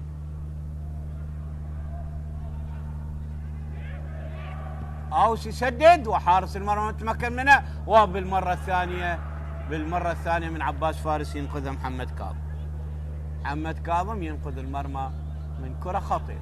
4 دقائق تفصلنا على الوقت الرسمي للمباراة. شوف فرصة ثمينة ضاعت لكربلاء.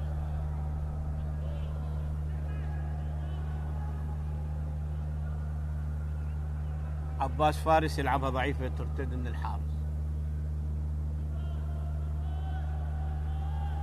من جديد كرة مقطوعة، حسين جبار،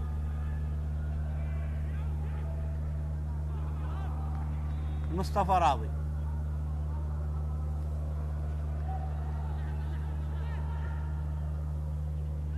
ترتد من حسين ضياء وهناك خطأ لمصلحة نادي كربلاء. عرقلة لمحمد سعد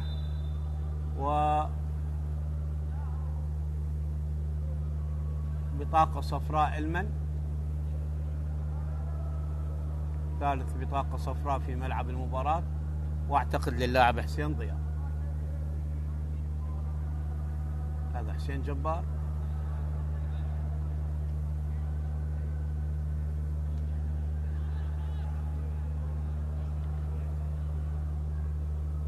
نهض محمد سعد بطاقة صفراء، ثالثة في ملعب المباراة.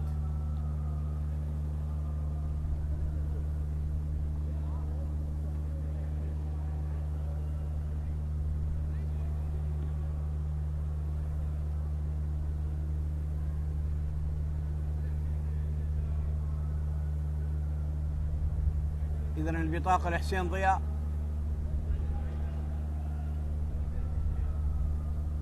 وركلة حرة لمصلحة نادي كربلاء قريبة من منطقة الجزاء.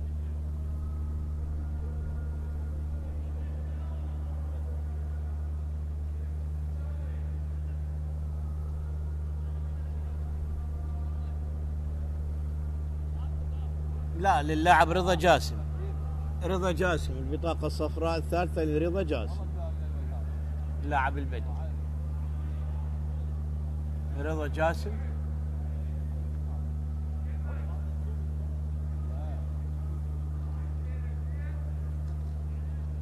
كرة من مكان خطير، أوس على التنفيذ، أوس محمد. دقيقتان تفصلنا على النهاية.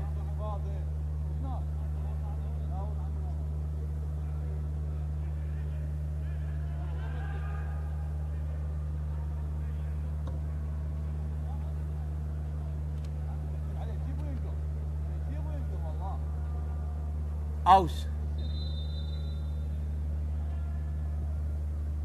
وهدف ثاني لكربلاء، هدف ثاني عن طريق أوس محمد بالدقيقة ما قبل الأخيرة، الدقيقة 89 يسجل أوس محمد هدف التخليص الثاني لفريق نادي كربلاء، ويسجل هدف الشخص الرابع بعد أن سجل في شباك الحدود ذهابا ونفط البصرة وأربيل. 3-2 الآن النتيجة، 3-2. شوف أوس لعبها مرت على يمين الحارس محمد كاظم، وبذلك يقلص النتيجة إلى 3-2. دخلنا الدقيقة 90 الآن، خطأ لمصلحة نادي الحدود. قد نشاهد دقيقتين إلى 3 دقائق، يرتئي حكم المباراة بإضافتها.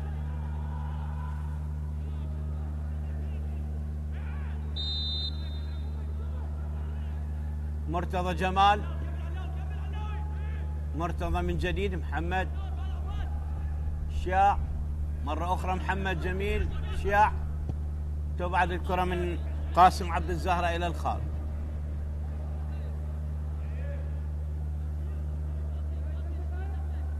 ثلاث دقائق مثل ما توقعنا. حيدر عدوان الحكم الرابع يشير إلى وجود 3 دقائق. 90 دقيقة انتهت. سيف وخطأ دفاعي قاتل وهدف. الله، عصي الهاتريك على الشيروان، عصي الهاتريك اليوم على الشيروان. كرة من شيروان ترتد ويعصي الهاتريك اليوم على الشيروان، كان ممكن أن يسجل هاتريك. كرة اللعب،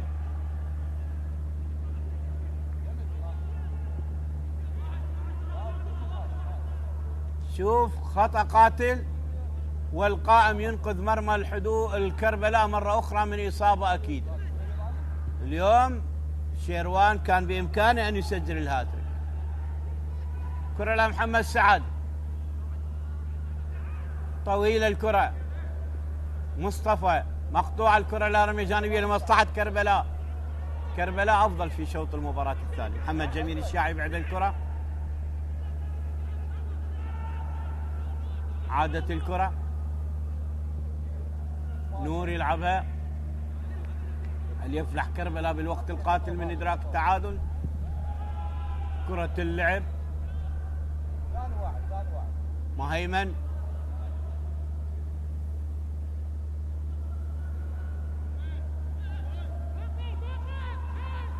باقر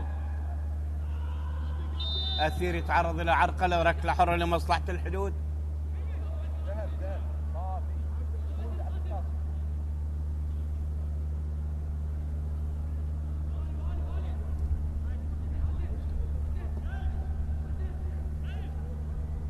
ركلة حرة لمصلحة الحدود. 4 فرص ثمينة لشيروان كان ممكن أن يسجل من خلالها الهاتريك. آخر دقيقة من الوقت المحتسب بدأ الضايع. 3 الحدود 2 كربلاء. شوط بشوط، شوط للحدود شوط لكربلاء، والكرة عالية إلى ركلة مرمى لمصلحة كربلاء.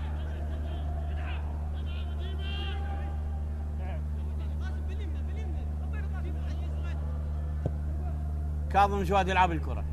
مصطفى راضي. مصطفى دخوله في شوط المباراة الثاني أنعش الفريق. خطأ لمصلحة الحدود. ركلة حرة لمصلحة الحدود. آخر اللحظات ننتظر صافرة الحكم أحمد عسكر. بهذه النتيجة الحدود يسجل فوزه الثامن، وكربلاء يتعرض للهزيمة 24.